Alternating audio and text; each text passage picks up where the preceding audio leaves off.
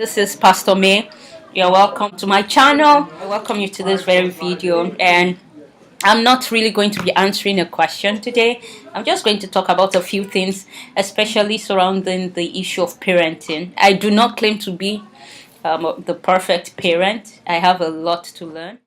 I've learned a lot over the years. When I first had children, my first son, I used to always want it to be easy.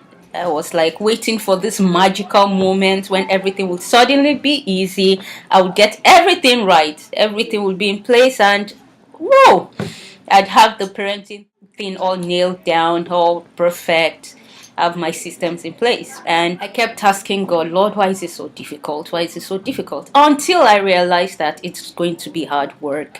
And I faced that. I came to terms with that.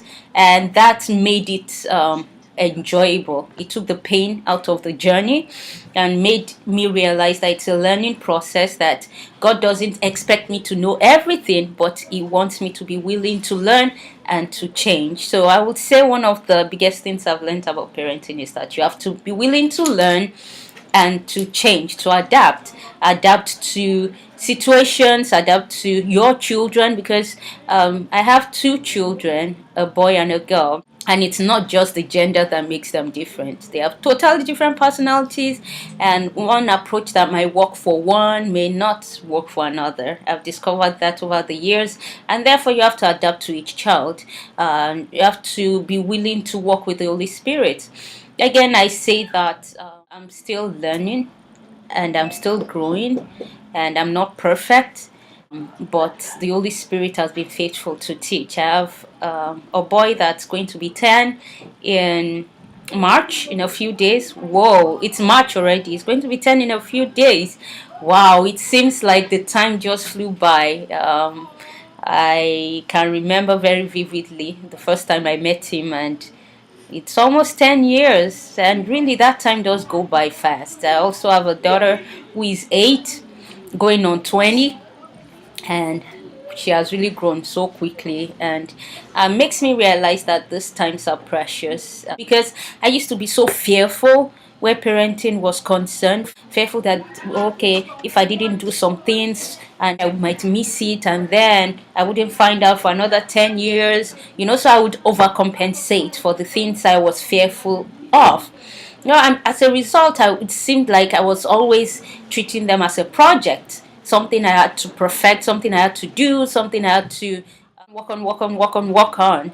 And I could see after a while that it was telling in my attitude, in my reactions. I mean, so many things that would just be little things, and I would just blow it out of proportion, because I wasn't just thinking about living in the moment. I was like fast forward in 10 years down the line and thinking, okay, if this thing continues in 10 years time, this how big of an issue to be. So I better nip it in the bud now, even though, yes, we want to nip things in the bud, but not out of fear, because if we keep living in fear, we never live in the moment, and we miss the important moments in life.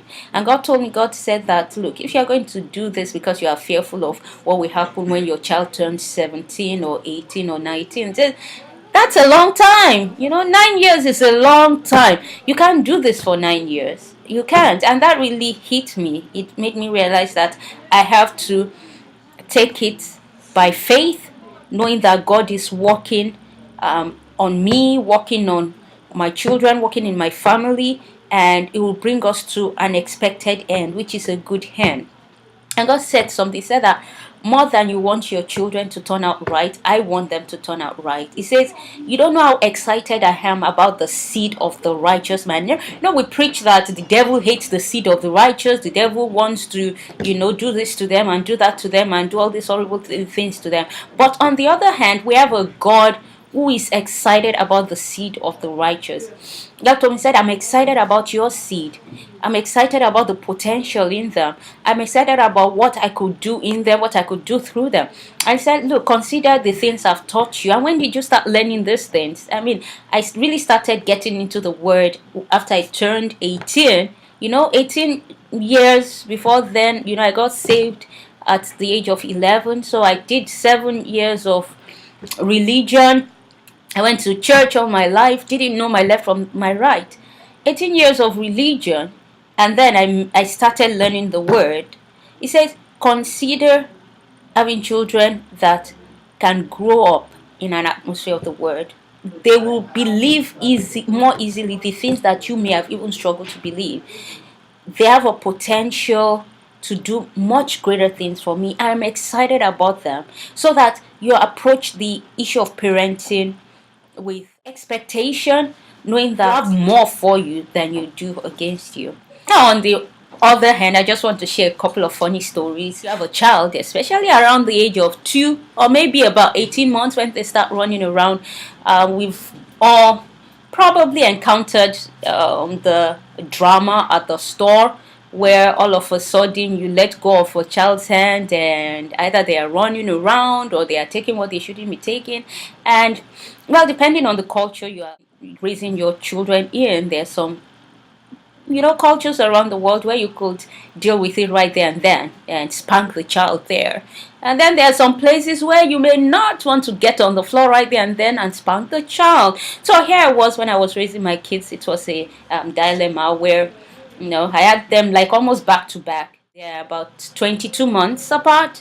So the time I had 2 kids in diapers, go to the store with a child that was about 3 and one that was 2, and I thought of, okay, how do I come up with an effective way so that they get the picture, get the message that when you're at grocery store with mommy, you behave yourself, and I can spank them right there at the store. So one day, bright idea I think just came to my mind. So we went to the store, and my kids were starting to act like they shouldn't be acting, and I said, okay, bring your hand.